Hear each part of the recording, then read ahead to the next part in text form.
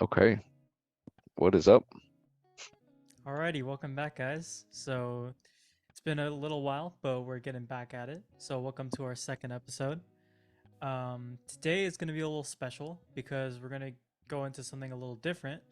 But I wanted to kind of get into career-related questions, and for those of you out here studying finance or trying to get into the industry, or perhaps getting into investing, looking into sort of the background of an actual investor right here in front of us. So we're joined here with Kay, enterprise guy. You want to say hello? Hello, hello. I wouldn't say that great of an investor, but I'll take it. Hey man, I there's no one else to compare. So Ah, uh, yeah. Um, but if you want to start us off, like, do you want to kind of give some insight on your background, where you kind of started, what your kind of goals are when you started out? yeah. So let's see. Background, the background question is how far do you want to go back, right? But if we're talking about career education, I guess we could start with the formal education stuff. So my background, went to school, um, wanted to, initially actually first going to school, you didn't, most people don't know what they wanted to do. And within my family, they were saying, hey, just do accounting. And so initially, I went to school for just basically that, just to study accounting because I didn't really figure things out yet at the time, right? Because, time's ticking and you're going into college and you got to figure something out. And eventually, the I guess where things changed for me was like I started to make that choice to figure out, well, what is it that I really want to do? And it's always been a search. And accounting was just like the backup. What happened was right after high school, I ended up going to the library and, out of my own desire, and I started checking out books to figure out what to do. Little did I know at the time, the books that I checked out, they were all like self-development books that I know your dad is a big Mm-hmm. fan of. And I ended up reading a lot of those books because it really helps ground the individual, especially like when you're coming out of high school, you don't know what it is you wanted to do. And so I took the time to read all those books. Meanwhile, just kind of like going after the business and accounting and stuff, just kind of like letting that cruise. And getting into those books, it's everything about self-development, self-help. Again, at the time, I didn't really know they were like salespeople books. In other words, like they were training motivational books that gets you motivated about, I guess, about life. But then in the end, it kind of transitions to like how to be a salesperson.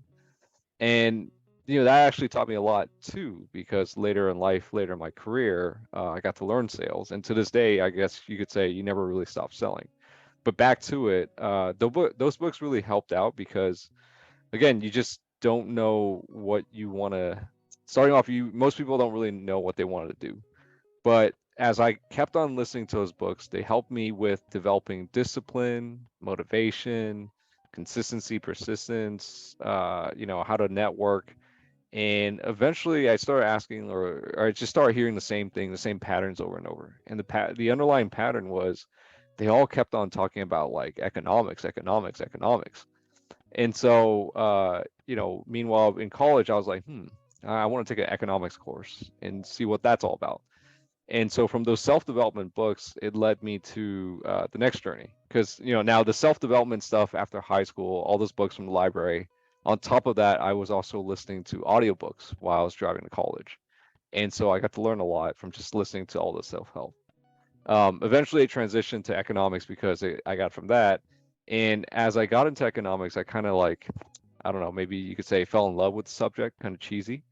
But economics is an interesting topic for me, deeply interesting. I feel like I still talk about it to this day. Economics to me is basically the science or the study of choice, right? Yeah. And Right. when you say, let's say financial economics, that's the choice of financial choices.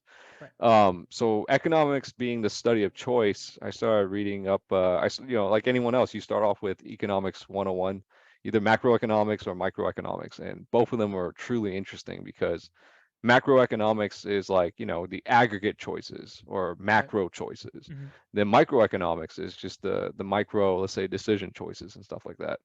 It's been a while now, but I guess I should dive into those books again just to kind of have a refresher on like, was it elasticity of decisions, supply and demand, and all that. You learn a lot. I feel like those concepts are just timeless.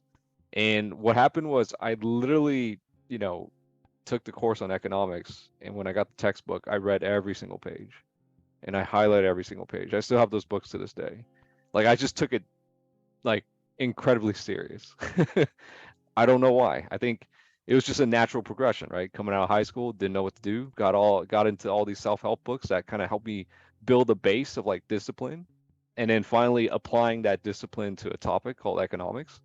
And as I learned enough economics, like I still remember to this day, like some of those early chapters, which was basically the underlying lessons is that, in economics is when we come together, there's a 1 + 1 = 3 because it's called Yeah. specialization, right? Right. Right. Right. Like, Exactly. you specialize in, I don't know, getting lumber. I specialize in getting food. And then when we trade, there's a 1 + 1 = 3 scenario. Right. Right. And I kept learning that. It did help me optimize my lifestyle. But what I wanted to say was, uh, some of the early chapters it taught me, not to like what's the opposite of specialization? Like why do we come together to trade to have some sort of benefit, right? Now, what's the opposite of that? Is when we go to war. When we go to war, we destroy things. So, Right. it might not be like, I guess, like 1 - 1 = whatever. Well, in this case, like when you go to war each other, you actually go backwards. And so that was actually the concept, in the book. And then I took that concept and applied it to my life. And from that point on, I chose not to like argue with like people anymore.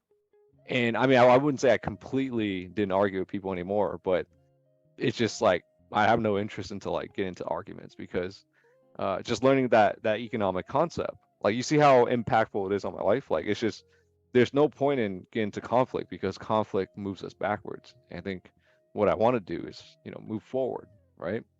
So yeah, it's just basic concepts like that. It's just Wow. yeah, it's That was like next level insightful, you know? Like I never connected it back to economics, but that makes so much sense.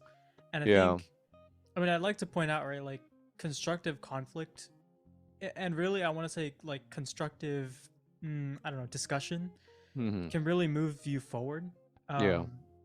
But I feel like that's very limited to people you know really well, you have a really good relationship with, then you can have that kind of discussion. But like yeah, I agree, a lot of the conflict that people engage with, it's not really constructive, especially with like acquaintances. Like for example, me and you arguing about what kind of ice cream is best, that's completely pointless, right? Like at that point you're just bringing each other down. So I Hmm. mean just yeah, and then connecting it back to economics, I mean, makes so much sense, right? Yeah. Yeah. I think people get a little too caught up sometimes, even I do, everyone does, on our differences, but it's really important to, you know, focus on where we agree rather than where we disagree, right? Yeah, just it's funny because these are just basic economics 101 Right, right, lessons, yeah, yeah. but yet like it has such a huge fundamental, change in my lifestyle where it's just I choose not to get into conflict with people. I'd rather just walk away and go do my own Right, things. right. So yeah, it's basic concepts like that. And eventually, I kept on digging deeper into economics and learning Hmm. more about it. And then even like the quantitative economics, which is like econometrics and all that. It gets more technical, but in the end, somehow I realized like, well, economics, these are the numbers, blah blah blah. Eventually, I started thinking about, well, where in the world where in the world is most of the world's economics accumulating? And eventually I came to a conclusion it was financial centers, right? Financial hubs. So like, Right, like New York Wall Street or San Francisco or right, Singapore or Hong Kong right, right, or Japan. Um, and eventually it got me curious about, okay, I got into economics, but then you want to apply something more specific. And I got curious about financial economics. And next thing you know, I started digging into that, reading up on investors. Like, I think initially you would go to like the standard investors that everyone knows, like Warren Buffett. And I did right. just that. I followed it's so textbook or it's so it's so predictable. I followed exactly the path that I think any beginner would, which is like to go look up on the internet. Warren Buffett, who's Warren Buffett?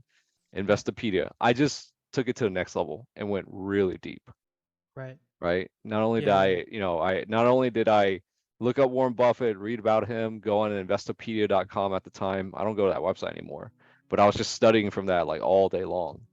And eventually, I took it to the next level by actually traveling to Warren Buffett's house.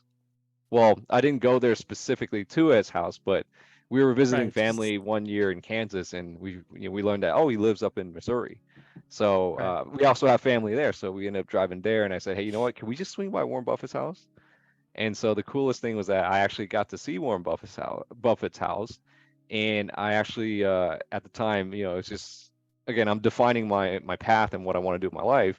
I just somehow had the energy or even ego, you could say, to just go up to his door and knock on it and see if I could meet the guy. But he never opened the door, which is okay. But then, after I walked away from the house, I noticed the security guard came out. So got to learn a little bit about that part. So after that, I mean, I was on the journey of like getting past the self-development books, getting into economics, getting past that, now applying something more specific, and just learning about investing. And I think that was the pivotal point where I ended up deciding to study in finance. So you're asking about my background, right? So Right. backgrounds in finance and economics. I basically studied those two in college in San Jose State, and eventually, what happened? I think the most meaningful moment that really inspired me was I decided to, again, you got to take it to the next level of things, join a college investment club. Right. And at the time, I think they're still at San Jose State, the Banking and Investment Association, right? Yeah. The BIA. Yeah, I joined the BIA, Yeah. Yeah. and Yeah. and every week I would join like how people come to my investment club today every Yeah. Sunday. I Exactly. I was a participant as well. And I remember at the time, there was like, the leaders of the BIA, and I would look up to them, and I was like, oh man, I want to, you know, uh, like do what they're doing and stuff like that. And I remember there was this one guy. Well, every I think it was every quarter or semester, they would organize a stock market game.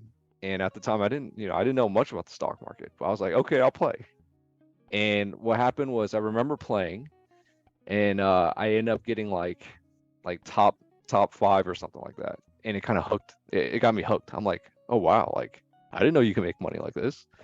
And I came back the next semester or whatever, the next game that was organized, and I kept playing. I think I forget the story now, but I gotta look back in my notes or something. But I ended up playing the game like more than like three times. And what happened was the first time I got like top five, it got me hooked. The second time, I ended up getting dead last. It's too much leverage, right? Right. If I Right. recall. And then Sounds that about right. was yeah, and then because I got dead last, that summer, right, or whatever after, I said, you know what? This is where I'm gonna like really double down. So this is a good analysis because now I'm learning like it's always coming back to self-discipline, self-action, and doubling down on what you want to do. Right. And so being last on that second game, it kind of hit me. I'm like, oh man, like I got top five, whatever in the beginning, and then last, like what did I do wrong? So that summer was like just heads down focus on studying as much as I could on stocks. Right. I ended up getting as many videos I could from the internet, like Optionetics or whatever at the time. Right. Right. Right. I just learned as much as I could. And then for like the next three games, I got first place. And then it just hooked me, right? And eventually I ended up being one of the leaders of the BIA. I Oh, became like really? Okay. yeah, they made me Okay. the chief investment officer because they're like, okay, you're always coming back. Might as well Wow. join the club, right? You got Yeah, the so investment position for the investment club. See, that's yeah. So I ended up winning like the next three games or whatever, first place, and one of them I had to host. I was the oh yeah. chief investment officer, Right. and so I had to host the simulator, and I ended up winning first place of my own game. Your own simulator. Yeah, and they're like, this has to be rigged, Yeah, but yeah, I was gonna say he rigged it. I didn't rig I'm just anything, kidding. but I'm kidding. I took it like I took it dead serious, and Right. Right. And then, eventually college ended and, I got my degree in finance and economics and I started missing the investment club. And I said, you know what? There has to be another thing to this. It can't just be like go to work and that's it, right? Right. So I ended up starting that investment club because I just enjoyed the community aspect of meeting every week at the BIA Right. and just learning something new. That was amazing. Like I learned something new about the financial industry. I got to have someone come in and speak. And what happened? Eventually the investment club started. We all started meeting informally. Started off with three people at a cafe. And I just said, you know what, after that one Sunday at the cafe, I said, you know what, I want to keep doing this, but I got to find a spot. And I ended up doing it at the local public library. And I just kept on hosting every Sunday. And there was no objective to sell anyone. It was just like, hey, I'm coming in here for other people that's interested because I'm trying to learn this myself and get better. And yeah, I never looked back. I kept doing it every Sunday, as you know. It's been I Yeah. think like 6, 7 years later now, and Yeah. I'm still doing it to this day, and still pursuing, having that underlying principle of like, let's keep learning. I'm not a know-it-all or anything. I'm just like anyone else here. I'm trying to figure out this game. It's a difficult Right. game, but when you play with real money and you make real money, it's also really fun too.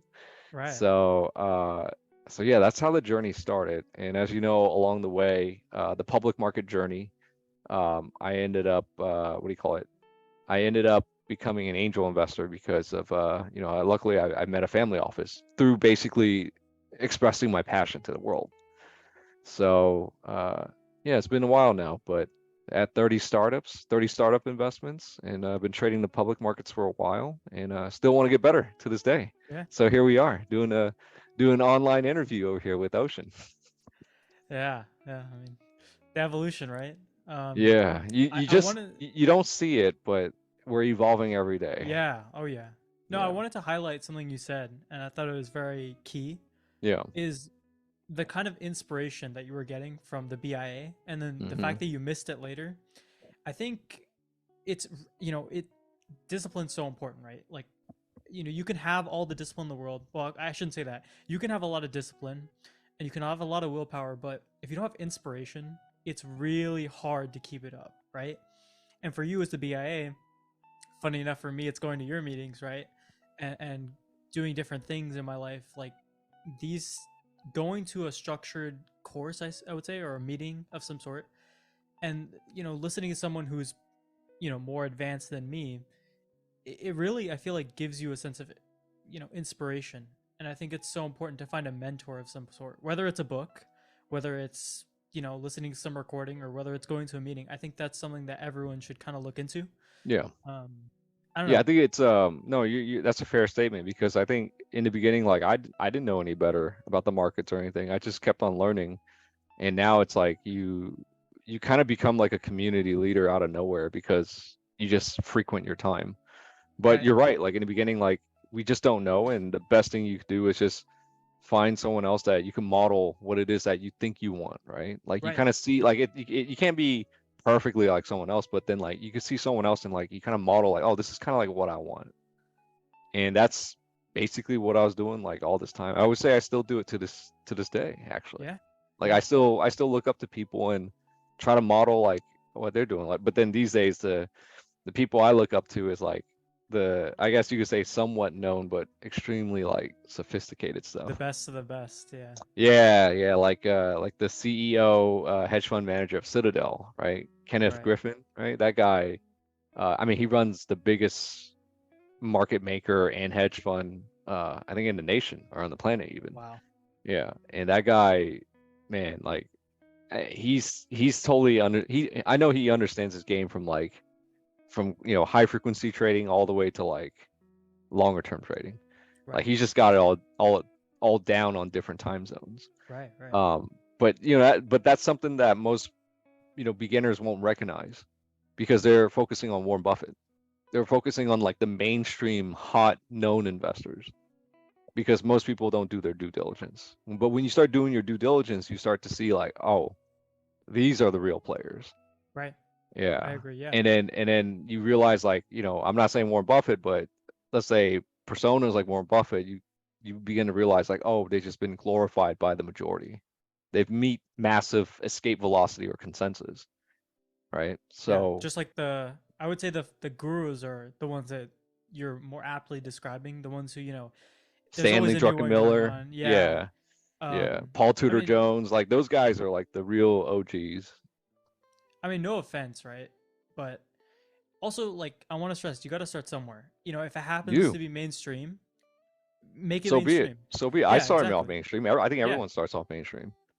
But it's yeah, just when yeah. you truly double down or triple, quadruple down on something, you start to separate from mainstream and you realize like, ah, those were mainstream thoughts. And then Right. now you're playing, in a field where like this is where the professionals are at, like the true professionals. In which case you realize mainstream doesn't have the patience or attention capital to be there. It's Yeah, just like it's too yeah. technical, man. I'm gonna go back to the fun mainstream stuff. Right, right, right. Yeah. I mean, that's where you kind of catch the people who are actually into investing as a career, and the other ones who are just kind of doing it just to read on a Sunday. You know what I mean? Yeah. Yeah. So, So yeah, yeah, if anything, you asking me to kind of share my journey up to this point, it really made me realize like just I just had the habit of like being curious and doubling down on the efforts. It always right. takes effort. Yeah, So just keep putting on effort, putting it yeah. in. And okay, well, regarding your experience with formal education, I mean, obviously everyone has their own opinion, but what would you say is like the biggest benefit of having a formal education versus, I mean, obviously you're gonna do your own studying on your own time, right? About whatever else, but just the pure advantages of going to college or some other institution. The benefit to this day, I would have to say it's quite deteriorated to be honest. Mm-hmm. Deteriorated because I mean the cost to acquire that formal education has gone up because of Right. inflation. Right. And I just, think that the quality of the education is just it just stayed constant while technology advanced to so much, right? The business landscape that when you go out after your college degree today is completely different from what you're learning. Like you might, let's say I joke all the time and say my finance degree is a financial history degree because maybe during the time when you were reading these books in college, they're talking about like a scenario where interest rates are like 10%. But like in Yeah. reality, it's like at times at zero, right? Well, not right now. Now it's a lot higher because of the central banks, but um, it's just it doesn't line up well, and I just realized that there was a lot of things I had to unlearn, and I Mm-hmm. unlearned that through my Sunday lectures. Because what happened was, okay, I went to school, established a formal education and a formal framework of how this particular financial industry works. And then I took that knowledge into the real world, started applying over time, and then realizing like, like I'm talking about the principles learned in college, but then in actual reality, it's a whole different game almost, Right. right? Yeah. Yeah. Yeah. So, you know, your question is like my opinion on formal education. It's deteriorated in value just naturally because I think the public at large does not acknowledge these changes that happen every year, right? And so it's just a societal norm or like a knee-jerk reaction, like a natural reaction for people or parents to send their kids to these institutions or college and overpay for them and not know that the quality of the education has just remained constant while the world moves around, while Right. the world Right. evolves, right? Yeah. Yeah. Yeah. So then it becomes like a situation where you have like this parent narrative where it's like, hey, you gotta go get a formal education, right? But then like it's like a narrative that's I firmly believe they're following the herd of like, oh, this is what other parents are saying. And Right. so that's like the lazy parenting, I would, I guess, provocatively say, Yeah. right? I know it because I just know it, right? I got parents who did the same thing, which is like, hey, go be a doctor. But have you thought about what it is to become a doctor? How much it costs? How much debt Oh you get man. into? And it's that really what the child wants. Right. So I got Asian parents, so it's You're speaking on my alley. I was supposed to be a doctor too, so. yeah. So it's just, but they're operating off of like this social narrative that they share among each other without verifying. You know, Yeah. it's like it's like they trust the social norm, but they don't verify. Yeah. Yeah, I So agree. that's okay. I mean, it helps to grow mature and understand like that's their view, but they also look whatever path I chose at this point, I went against the grain and like heavily against the grain because it's like no one. It's like this is a unidentified path, right? And you're Yeah. trailblazing. You're setting the way, Oh yeah. and people are gonna challenge you. Like when it's the hardest to lift off when like you got no clout, right? You got no network, you got nothing to prove yourself with, right? And it's not printing money or anything. It's just the hardest thing, and everyone's pulling you back to the mainstream. Yeah. Oh I had yeah. to fight that for so many years, Oh right? yeah. Like imagine enterprise guy at the very beginning before whatever I have now. It was just like what the heck? What is enterprise guy? It's like the cheesiest thing I Right. ever heard. But Yeah. then it's just like enterprise guy emerged from just the crowd's lack of like memory. People just can't remember names. I lived in those trenches of every networking event and saw how ridiculously, I guess, I wouldn't say inefficient or just how humans just lack memory of like remembering name. They just remember Yeah. that guy in the blue shirt, Yeah. that guy who did this or that girl who did Yeah. that. Right. That's Right. all they Right. remember. Like, hey, you remember Yeah. that guy with the sign? That's all they say. Yeah. And so it's just like, all right, like, if, business is about having a big network, and having a big network means, you have people who are potentially paying you. But how are they going to pay you if they don't remember you or remember to float your way? So I ended up just out of nowhere, like I was just troubleshooting along the way or iterating along the way. And eventually that enterprise guy brand emerged. But yeah, sorry it's a long-winded answer, or we're digressing from the original question of like my opinion on formal education. That's my honest opinion. The world now, I mean, especially, you're talking to an angel investor who evaluates Right. technologies or Right. AI technologies. Hmm. Um, the world just is way too fast, has fully disrupted the education system. Like ChatGPT could just, I mean, you could summarize everything that with ChatGPT, right? You compress all that knowledge into your Right. fingertips. But Hmm. now the work is relying on you to be on ChatGPT and searching for those answers, Right. Right. Right. right? I So agree. I think just so much has changed that again, it's just past the majority of like the older generation in a way, because they're going to give you the lazy answer, which is like, hey, what's everyone else saying to their kids? All right, I'm gonna say the same thing, Yeah.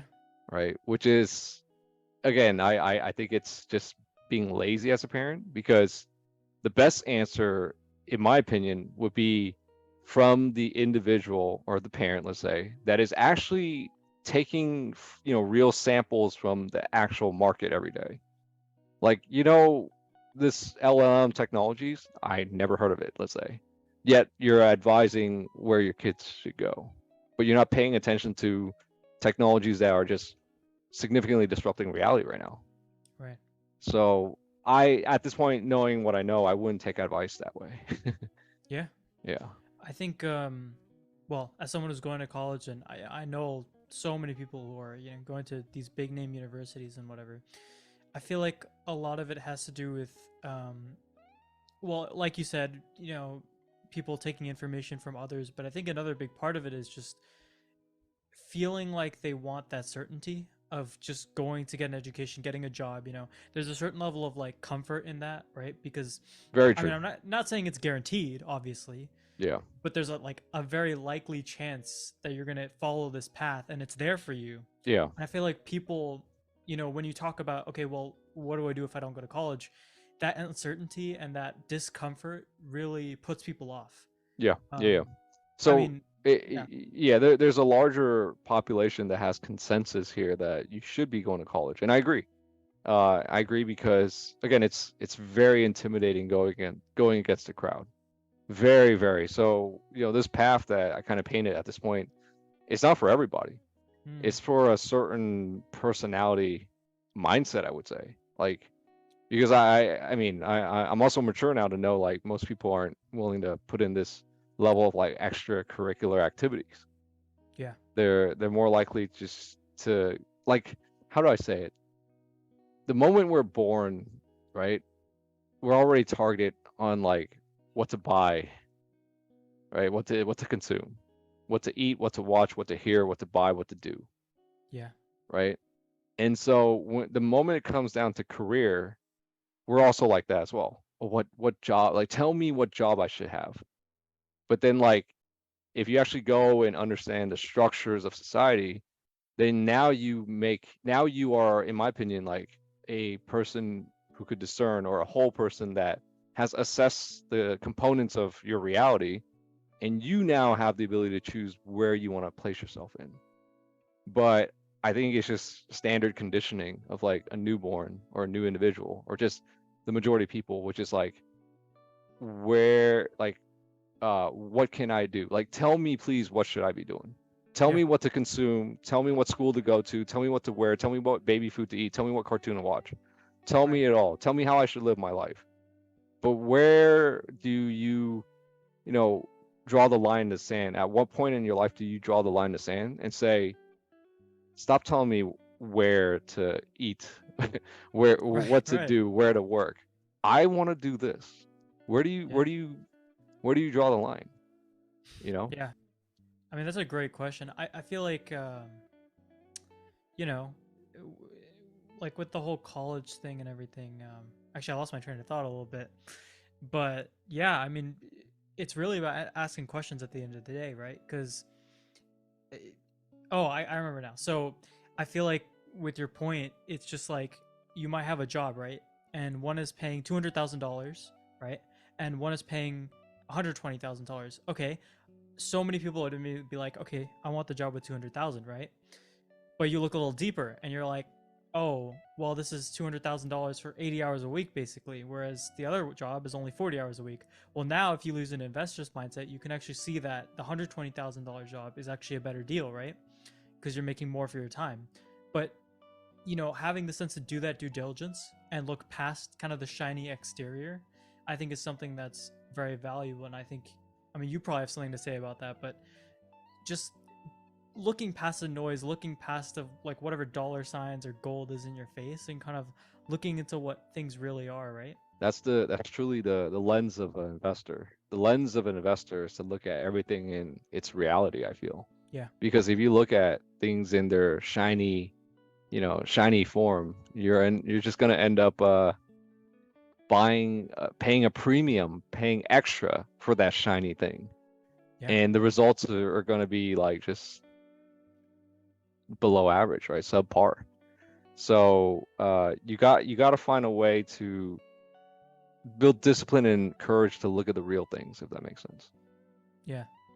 I think you have that meme that sums it up, right? Like the guy selling the fakes or whatever it is, like the stories, and he's got a line going around the block, and the guy selling the truths has like one dude at the stall. I mean, that it's just a meme, right? But the amount of truth that's contained in that one picture is just unbelievable. Yeah, I yeah. mean, yeah, go ahead. It basically shows that people on average want the easy path, Yeah, and there's going to be a long line for the easy path. So what should you sell? Something that's easy, right? But then the line for real hard work and actual like discipline is very short. It's the long tail to me, right? The business exists at the short tail. If you're geeking out the stats, right? The right, business exists at the short tail, which is where right. the majority of the population is. But the sophistication exists at the long tail. But that's not going to generate business. So the vast majority of like startups out there or technologies out there is really how to figure out bringing long tail technologies to the short tail. In other Right. words, ChatGPT democratized large language models to the rest of the Yeah. world, or Yeah. AI, let's say, to the rest of the world. Hmm. They brought long tail sophisticated technologies, repackaged it for distribution, and gave it to everyone on the planet and became a valuable company. That's the foundational essence of like just business, I feel. I mean, high caliber businesses, Yeah. but it also takes people a while to kind of pick that up because there's so many models and patterns and businesses that's capitalizing on our time, or targeting Hmm. us, I would Hmm. say. Right? Even now, it's like people are capturing people's data. I mean, now more than ever, right? Like Google back in the day, you search something up, you got good results. The information was sort of limited, I would say, but it was there. You could see it. Nowadays, everything's, ad revenue. And I mean, no offense to Google, obviously, you got to make your money somehow, but I feel like it's a little lost on us now. Like, we don't pay as much attention to it. The amount Yeah, of like marketing that's getting thrown at us. And it's not so obvious, right? It used to be just be like, okay, let me turn off the TV, turn on the TV, let me watch my show. Okay, this is an ad, right? Because they're obviously selling some sort of product. Nowadays, it's like, oh, I search up, research paper or topic. First link I click everywhere. on, it's an ad. Like, Yeah. uh, it's just mind blowing at that point, right? I And mean, those ads, if my theory or thesis is correct on this, those ads over time need to evolve to become invisible. yeah, Yeah, yeah, because I mean, assuming like you're releasing all this technologies to the public, then it's fair to say that the public's going to become a lot more intelligent, or the average pace of intelligence among the average person is going to among the average population is going to be increasing. So if on average the population's intelligence is increasing, then your advertisements have to become more sophisticated to right. match that sophisticated intelligence that's Yeah, increasing. yeah, yeah. Like how do you sell an angel investor? How do you sell a billionaire? How do you sell an engineer? You really gotta know your shit. Yeah, yeah, Yeah. Yeah. But yeah, but then like how do you sell, someone, I guess you would say, or a population that isn't isn't educated or even formally educated, right? That means they don't recognize any structures or patterns or anything, right? mm-hmm. They're just fully emotional. You Right, sell them with emotional stories, right. right? And that actually sells, and that's still, surprisingly still the majority of way. Yeah, I mean, at least the way I'm seeing markets are structured, that's the majority of like selling today, Yeah, which is to an emotional market. But I think that's what it is, what it means to be human, right? But I think I'm also someone that's just learned how to manage my emotions too darn well. yeah. I Yeah, mean, I think it's like we could do a study right here, right? Like me versus you. And the concept being like investing, right? The same person approaches both of us. For me, he could throw out a few buzzwords that I don't know, and that could capture my attention. Whereas for you, it's like, oh yeah, that's just that's the yeah, hype stuff. I want to hear the good stuff, and yeah, then you could really tell if that person's legit, right? yeah, So it's one part emotion, two part like you got to know your stuff at some yeah, point. yeah. And yeah, that's like I said from the beginning of like the career journey here, right? I just focused on progressively educating myself by having these uh, Sunday meetings because it's just like hey, I enjoy this. I enjoy the learning aspect. But like, where in our lives do you have or a community or institution that is progressing your knowledge? Like after Yeah, college, I honestly feel like most people just kind of stop, and then maybe yeah, nowadays they'll probably listen to social media, whatever social media is saying, and they're just going hmm to accept it as like as it is.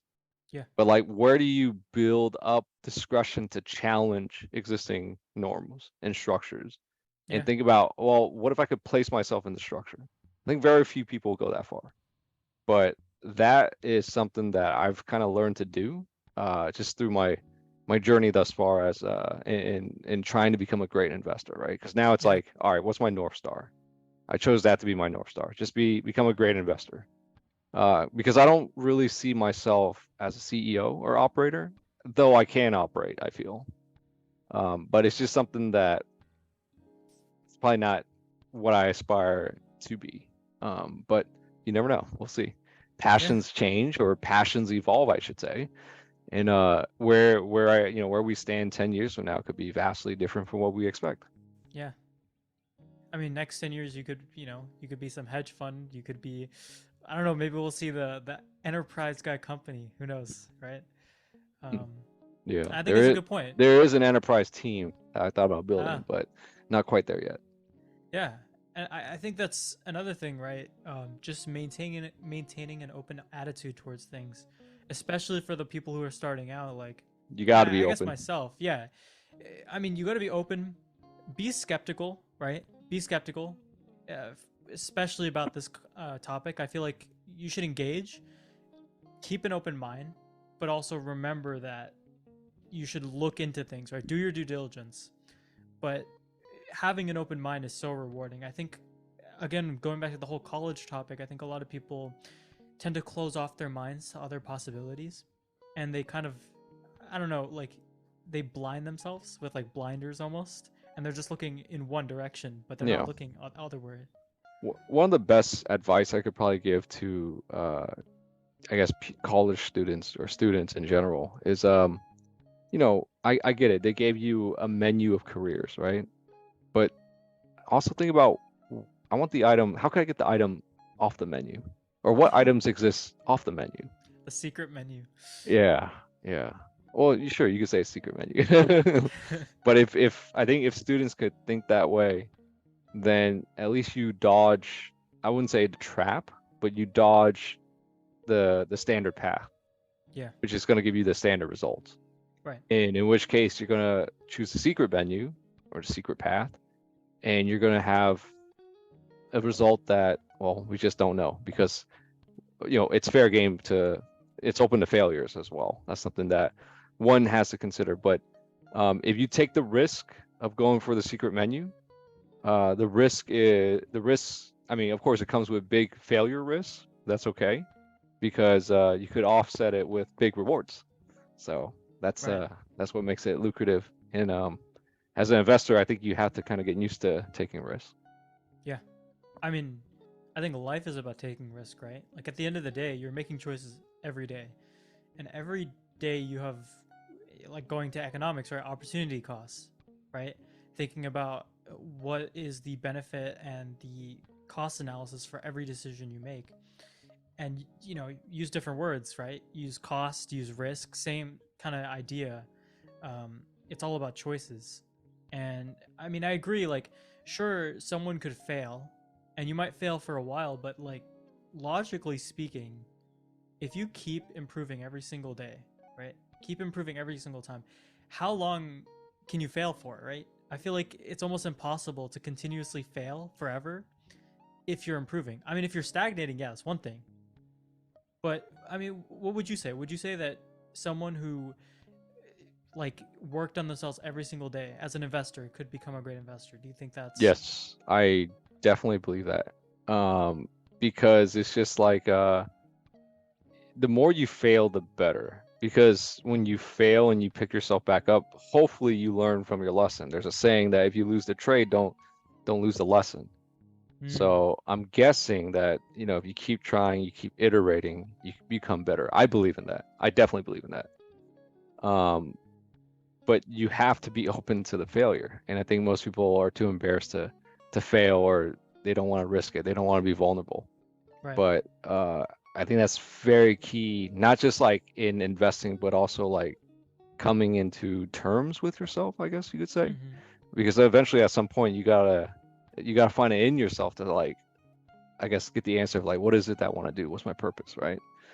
So yeah, very very important to take the risks and be open to failure. Yeah, and yeah, you have to be open to failure. Don't dwell on it though. I think that's the important The part, right? quicker, yeah, the quicker you could turn it around, the better. Where it's just like, Yeah, all right, I failed, all right, whatever, pick yourself back up, yeah, on to the next thing. But if most people are like, oh, I fail, then I'll take like 6 months to like go through my emotions, and then another 6 months to like come out of it, but then I end up somewhere else. right, That's failing, getting emotional, and giving up and going elsewhere. And then years later, you come back around in circles over and over. right. But I think the true hidden gem, or the treasure here, is to fail purposefully. Oh, I shouldn't say purposefully. Expect failure, and Yeah, when you fail, appreciate that you fail. Right? It's gonna be hard. Just accept that it's gonna be hard, but find a way to pick yourself back up and just keep going because you chose this path originally, and this is mm-hmm. what you wanted to do. Yeah, And I gotta say, I failed a lot of times before I even got to whatever this point is, you would call it. right, right. Yeah. I miss a lot of startup deals that I wish I was in. See, there you go, Ah, there you go, guys. those are some big money failures. But that's the thing, right? Like, if you're not pushing yourself to the point where you're failing, are you really learning? Like, Yeah, you have to if you're fail. not failing, you're just in your comfort zone and you're Yeah, not going to be really, I mean, you might be improving like a tiny, tiny bit, yeah, but it's not significant enough. And I feel like unless you're to the point where you're just the master, you're the best, you should still fail. I mean, someone like me or someone like you or someone who's even better than both of us should all fail. All of us should fail in our different ways. Yeah. Um, and yeah, like wins are good, right? I mean, everyone likes to win, but people don't. I don't think people appreciate. I think you've talked about this. People don't appreciate the effort that was behind the win, right? It wasn't Yeah. just. I mean, there's always the people who get lucky, right? Win the lottery one time, whatever. But going past those people, there's others that people assume did the same thing, but they didn't. It was a Yeah. very long journey, right? I'm a big believer that today's win happened like 10 years ago, Yeah, right? Or today's win was developed 10 years ago. yeah, It's crazy, yeah, but it's very true. So if you could really understand that quote, right? Today's win most likely happened 10 years ago. Then if you truly heard what I just said, you start investing now or maybe 10 years ago and then expect your win 10 years later. There has to yeah, be a journey in this. There has to be a working component to all this. There's no freebies here. And if you're coming in looking for freebies, well then you're in that, that line where the longer crowd is at, which is that crowd is seeking uh was it the pleasant free lies. lunch. They want the Pleasant free lies. lunch. Yeah, Yeah. They want the free lunch, they want the pleasant lies versus the honest truth, which is, yeah, what I'm kind of selling, right? This is the honest truth. I'm just working yeah, here. yeah. Right, right. I Yeah. mean, both of us, right? There really is no such thing as a free lunch. I think that quote is That's economics actually. that's timeless, right? That's actually a 101. That's one of the rules of economics. There's no such Yeah, thing as a free lunch. yeah. Going Yeah. back to the textbooks, right? Yep. But even with our time, our skills, people think it's easy to get to fall into the trap of like looking at people and assuming that they just made it and that you can do that overnight. But they don't. You got to look at the story behind the Yeah. story. I would say, right? Yeah, I mean, I guarantee you, like, look at anyone that is, on stage today or that's successful, right? Even like celebrities or even like, let's say like Korean pop dancers, right? They're popular these days, but Right. they were dancing like many, many, many years ago in training. They just got finally hit their one big, dance that took off, and then now they're globally popular. Yeah. So it just takes, I guess in startups, it takes that one bet, right? Or everything in life. Like you just need that one successful event and it just kind of kickstarts everything. Yeah. For me to become an angel investor, it just took one person, right? For me to become really, I guess, addicted to trading, it was just one big trading win, right? For me to, I don't know, get addicted to networking, it just took like a really big event and then the results that come from that event. Um, so yeah, so just don't forget the appreciation here is the day-to-day grind. That's why I use a lot of like workout like analogies because it's so Right. true. Yeah. Like Yeah. like you could use the fast track like some of these people, which is using steroids, but that's Yeah. just not worth it. You're reducing your lifespan. Yeah. But if you actually go work out, it's just like the day-to-day, like I know I'm here because I'm just building that little piece of muscle for like and you do it for 10 years and then 10 years you kind of see the results. Yeah. It's no different from everything else. No different from building knowledge, building up your network, building up your experience, building up your relationships, building up your assets. But it's just something that we need to be mindful of chasing, in my opinion, every day, because it's Hmm. just we live in an economic system that's just so unfair and punishing, in my honest opinion. Yeah. Inflation Yeah. and Well, taxes. yeah. Yeah, There's so many. There's so yeah, many. yeah. I mean the deficit too. But obviously there's more to cover and hopefully we'll cover next week. But to close it out, because there was a little bit of cynicism going on. Or I would just say cynicism, more realism than anything. Sometimes reality can be negative, but Hmm. I think I mean, I'd love for you to draw your own conclusion, but for me, just appreciating, right? Appreciating not only the great things, but also the lessons that we learn and appreciating the journey that it takes us to get there. Because it's, again, like you said recently, and I've realized this too, it's so easy to get caught up in the destination that we're not really focusing on appreciating the journey. And then when we get there, we'll look back and then we'll appreciate it. But there's nothing like appreciating it in the moment. And I think Hmm. that will help you become more motivated, become more focused, and, more inspired. Yeah. So, yeah. 100%. And that's something I learned from the Sunday lectures, right? Just every Sunday showing up, and then years later you kind of look back and you're like, oh wow, I did this for like 6 years now. Yeah. Yeah. And then and then you can just remember like that created so much story in my life. Oh, yeah. So go out there and write your own story. Because Yeah. one of my favorite quotes is, writing your story is going to be the bravest thing that you'll ever do. So Wow. get out there and write it. Yeah. Yeah. Got to pick up the pencil now. So, thank you guys so much. We're going to close it out with that. Um, Please, if you can, check out Kay's Sunday lectures. Amazing, obviously. Thank you. Um, yeah. And then, yeah, hopefully next week we will continue moving into the second chapters, talking about some more career stuff and then obviously more investing. So, thank you so much. And we're signing off. Awesome. Thank you, Ocean. Thank you, everyone.